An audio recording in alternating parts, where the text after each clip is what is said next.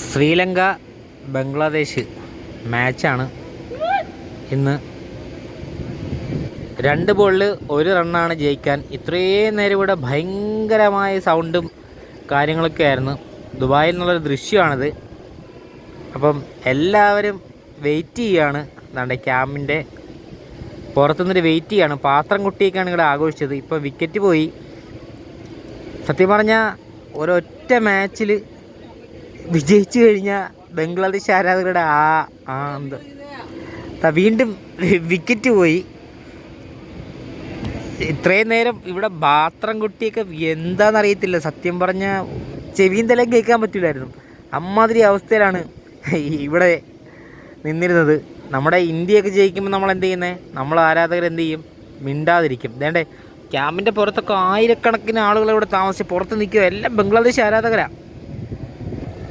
എൻ്റെ അമ്മയെ പറയാൻ വാക്കുകളില്ല. അമ്മാതിരി തകർപ്പും പാത്രം കൊട്ടി. നമ്മൾ ചോറ് കഴിക്കുന്ന പാത്രമല്ലേ, പാത്രമൊക്കെ കൊട്ടിയായിരുന്നു ആരാധന ഇവിടെ. ഇപ്പോൾ എന്തായാലും ലാസ്റ്റ് മിനിറ്റ് എന്തായാലും നോക്കാം. അടുത്തൊരു വിക്കറ്റ് പോയിട്ടുണ്ട്. ബംഗ്ലാദേശ് ജയിച്ചോ? അതാ ബംഗ്ലാദേശ് ജയിച്ചിരിക്കുകയാണെന്നാണ് തോന്നുന്നത്. കറക്റ്റ് അറിയത്തില്ല. ബംഗ്ലാദേശ് ജയിച്ചിരിക്കുന്നു. ബംഗ്ലാദേശ് ജയിച്ചിരിക്കുന്നു. അതെ, ചോറ് കഴിക്കുന്ന പാത്രമൊക്കെ കൊട്ടിയാണ് ഇവിടെ ആരാധനയും. ഉയ്യോ എൻ്റെ അമ്മേ, ഇവിടെ ആളുകൾക്ക് നിൽക്കാൻ പറ്റത്തില്ല. അമ്മാതിരി സൗണ്ടാണ്. നാളെ ഇന്ത്യ പാകിസ്ഥാൻ മാച്ചല്ലേ. അല്ല, നമ്മൾ സന്തോഷിക്കാം. അവർക്കും ജയിക്കണ്ടേ എന്ന് നമ്മൾ മാത്രം ജയിച്ചാൽ മതിയോ?